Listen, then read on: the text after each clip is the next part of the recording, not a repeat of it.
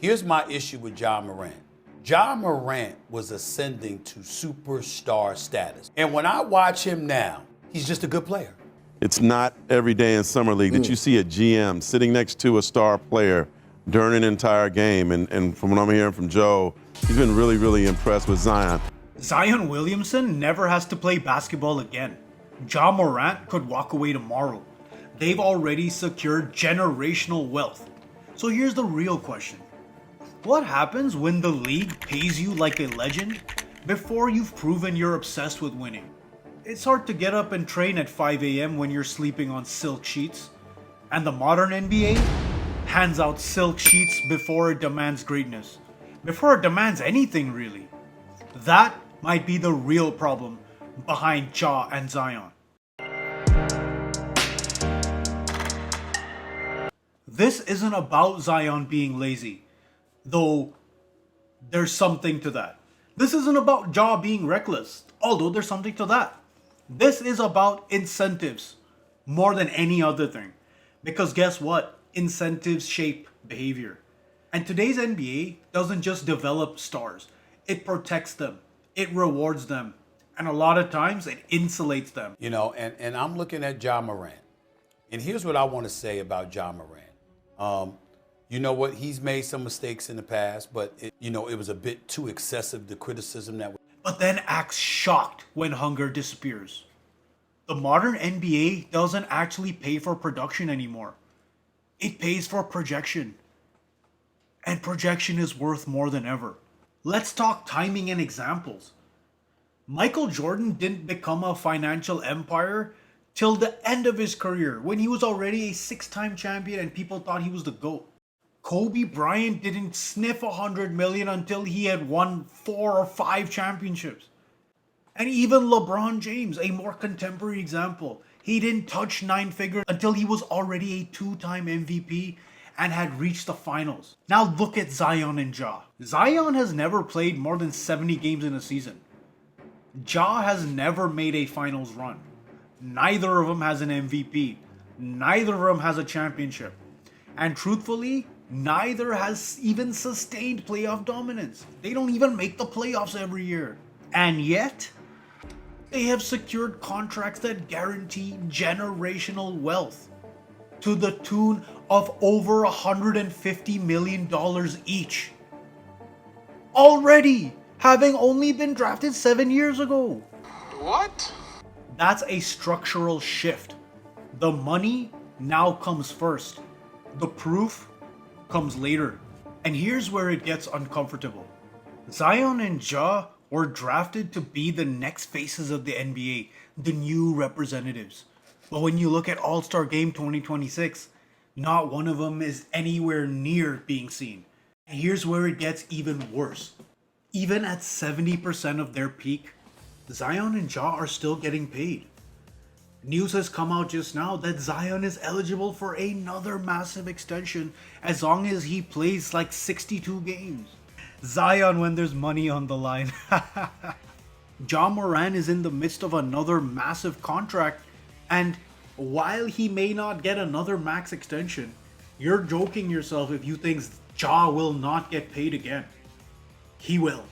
Once you hit brand threshold, once you become the face of the franchise, your floor is protected. Plus, you add the new collective bargaining agreement that's in place that's super strict about player movement. Teams can't afford to let potential walk. So now the downside risk for guys who are drafted that high, it's completely gone. In previous eras of the NBA, inconsistency at this stage of your career cost you a boatload of leverage. Today, hype insulates you. Zoom out for a sec, right? Despite all the quote-unquote controversy surrounding both these guys, it's not actually cost them any money with the NBA. Yes, Ja Morant lost a bit of money from the suspensions and from his endorsements, yes. But the fact of the matter is, he's already made generational wealth from the NBA. No matter what, by 2028, both these gentlemen will have made $200+ million. and they will only be 26 and 27 respectively.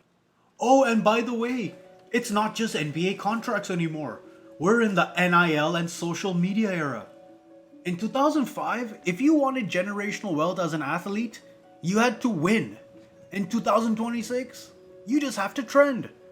Athletes monetize Instagram, TikTok, brand deals, personal brands, streaming, endorsements, which in short means potential can be monetized independently of production.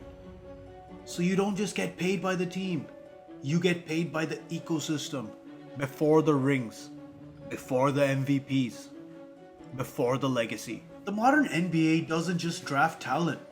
It actually is manufacturing wealth before it manufactures the discipline required to achieve it and live with it. And this is what happens when financial security comes before competitive obsession. Hunger becomes optional, not necessary. Optional. And that's the danger. Because obsession with winning, wanting to win, desire, it's fragile. It actually thrives on a little bit of insecurity, scarcity, doubt. When you remove these things too early, you change the fuel source. And when you change the fuel source, you change the player. It's easy for us to sit here and blame Zion, to blame Ja Morant. But in truth, they played the game exactly how it was designed, and they stay winning. They secured the bag. They maximized leverage. They did what the system rewards. And at the end of the day, when it's all said and done and they hung up their basketball shoes, they're still gonna be filthy stinking rich. Tommy Hearns gave birth to one of the most famous sports truths. It's hard to train at 5 a.m. when you're sleeping on silk sheets. The NBA now hands out silk sheets before it demands greatness. That's not a character flaw. That's an incentive flaw. The league pays for projection and then demands obsession. Those two things, they don't actually align. And until they do, we're gonna keep asking the wrong question, and we're gonna continue to question the effort of recent high draft picks. And if that's the case, if potential is worth more than production, why wouldn't teams tank for it? That's the next problem. Zion. When Zion plays, and I know people are going to say that when he plays, they win. They're a problem when he plays. Everybody around the world. Make no mistake, Ja Morant can still be a rock star, superstar, franchise. Yes. He can be all the above